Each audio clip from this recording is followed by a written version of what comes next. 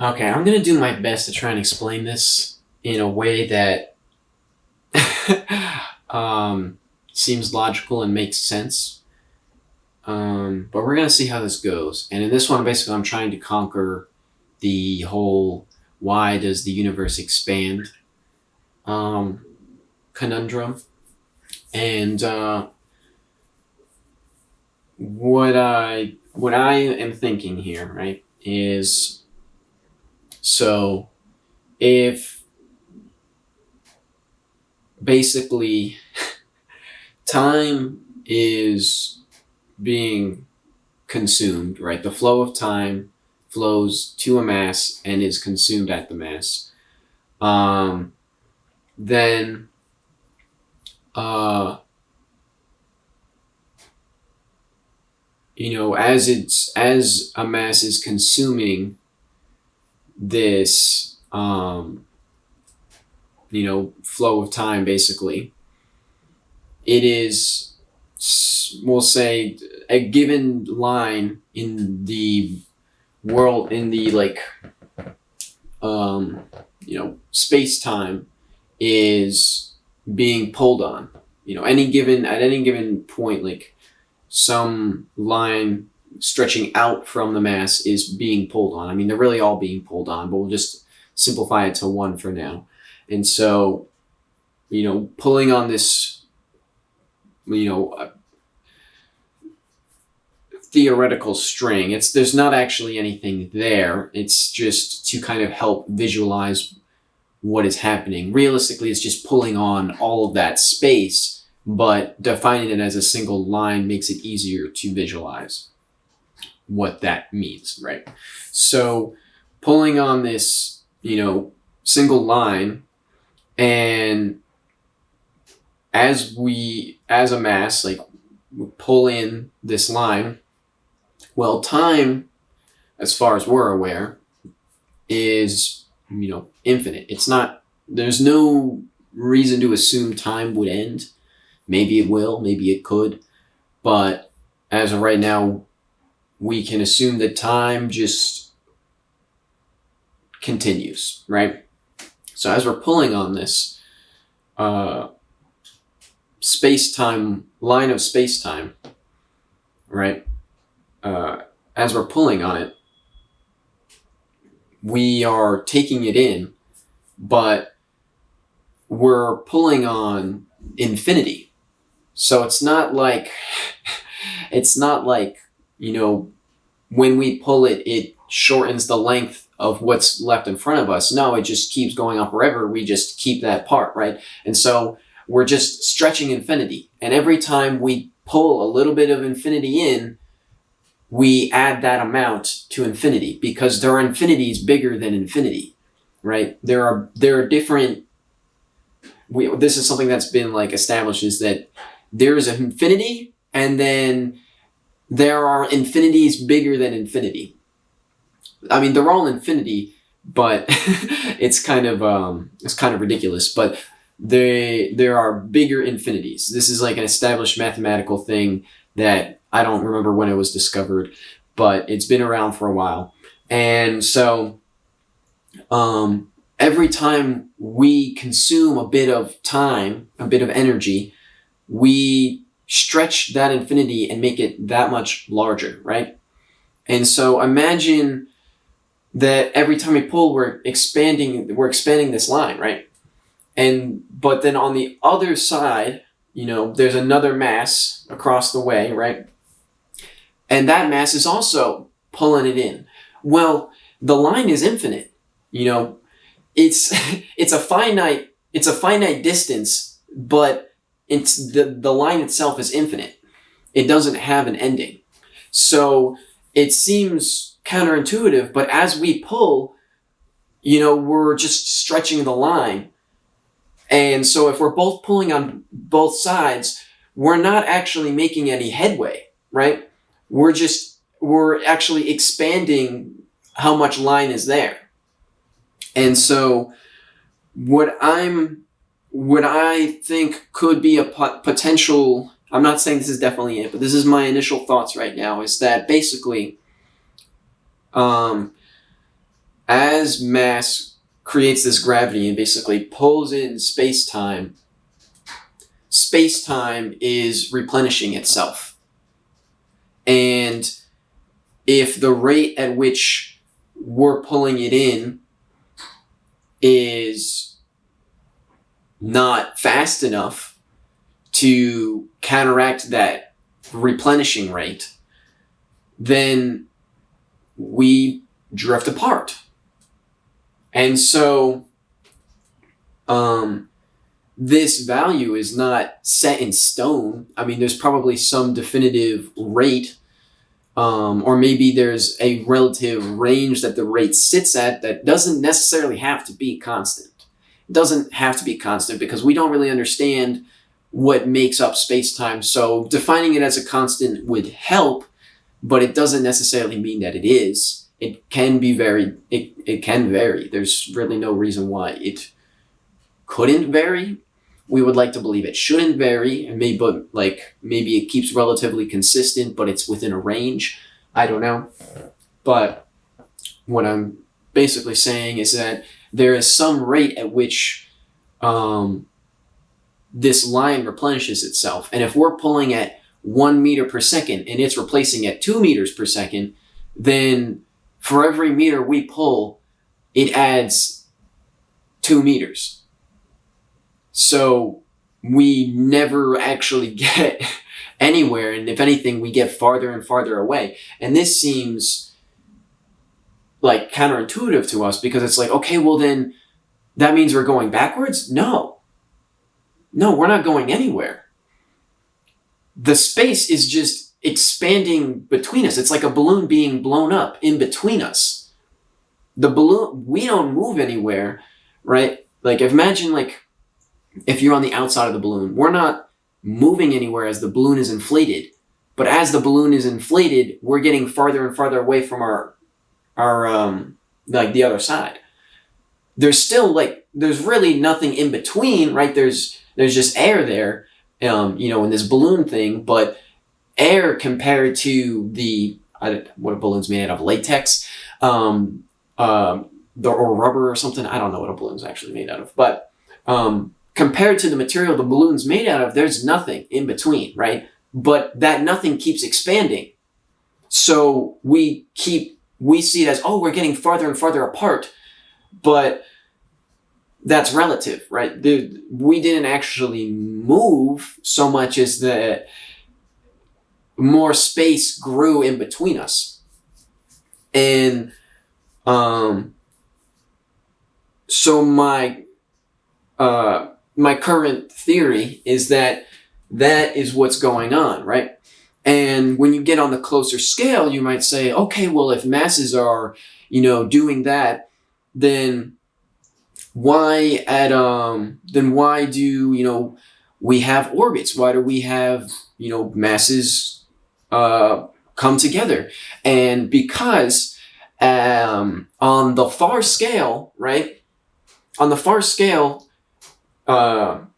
this mass and this mass are far away, so their gravitational effect that pulls in space-time and stretches it and slows down time, right, is in between, is not there. There's no bending of space-time in between these 2 points. So it is, time flows at a normal rate, or a relatively normal rate, right? But once you get closer and you start getting affected by the mass's curvature, at that point, time starts to slow down. And if time is slowing down, this rate of replenishment is also slowing down. And so basically orbits form from one mass's consumption rate matching another mass's consumption rate at a certain distance. At some point, they are pulling at an equal rate. And so, even though this one is smaller, once it gets close enough, time slows down enough that its rate matches the larger ones. And so it gets stuck at this distance where this mass can't escape, because now it's pulling at, it's getting pulled in at the same rate it's pulling away, basically. And so they reach this equilibrium point. And that's where orbits form, is in these equilibrium points. And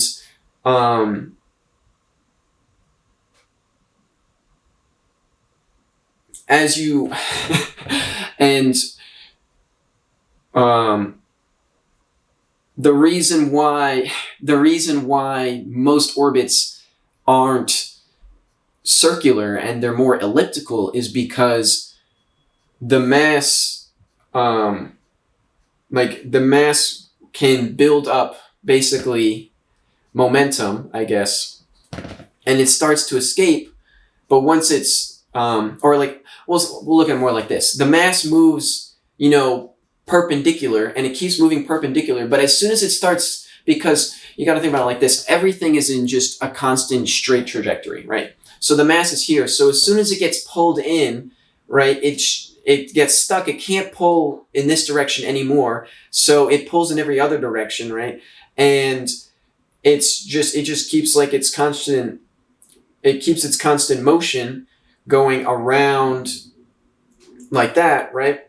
And what happens is it's just trying to stay in a straight line, but as it starts to travel farther away from the mass, that rate increases again, and it gets pulled back in because it's going outside of this like time distortion. The equation is no longer balanced, so it starts to get pulled in again, and it hits a critical point where it has to, where it gets, too far away, that it just starts getting pulled back in again, and then it passes by, hits that equilibrium point where it's the closest, then continues on. And so, it's not this crazy, usually it's not this crazy elliptical orbit. With Earth, it's, slightly elliptical, because the closer you get, the less affected by this, like, you are. I think if this, I'd have to look at I can look up an image. I want to look at the orbits of the planets, laid out, because based on this, the larger mass planets in general should be further away, and the smaller mass planets should be closer. And if a larger mass planet is closer than a smaller mass planet, then the larger masses should be more circular than the smaller planet that's farther away. And if it's a smaller planet that's really far away, that planet's orbit should be more wacky than, like, more elliptical than a planet that's not as far away but is a similar size. So let me look up an image and let's see if this we'll prove it in real time, because I actually don't know the shape of the orbits super well here. So let's see. Solar system model images.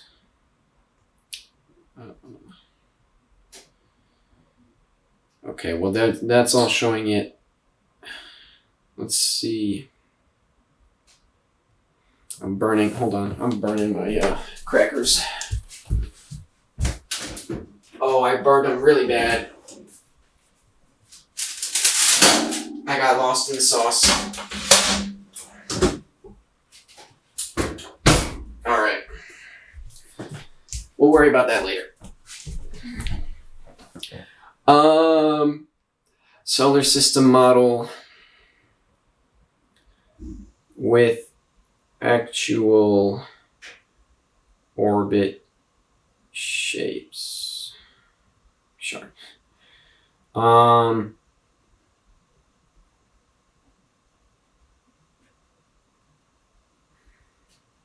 I mean,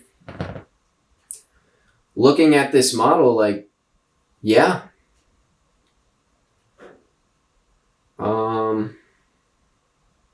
It's kind of hard to see the smaller ones to see their actual paths. But this would also explain why comets' orbits are the way they are, because they're so tiny, right? So their orbit, they get close to the sun, but once they get too close to the sun, boom, they get shot off and they go flying off again, right? But then they come back in and they have these crazy elliptical orbits because their mass is so their mass comparison to the sun is so drastic, so their orbits get so impacted by this attraction at farther range, and then they finally reach that equilibrium point and then start launching back off again before the pull gets too strong, too strong, and brings it back in, because of basically time distortion. As the gravity of the sun is less impactful, it gets pulled back in, which is kind of counterintuitive when you think about it. But interesting. I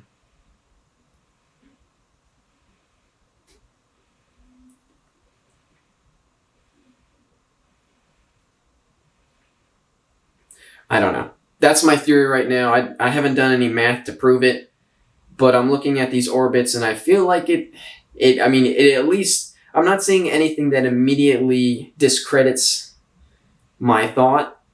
But I'm basing this off of like potentially just like hand drawn things here. It's really, I'm just doing a quick search and it's hard to tell how accurate I really am based off of this.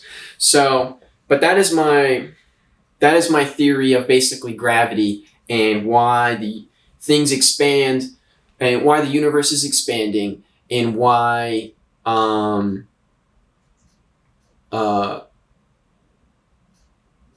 orbits are the way they are and why planets why orbits exist and why they are the shape they are. And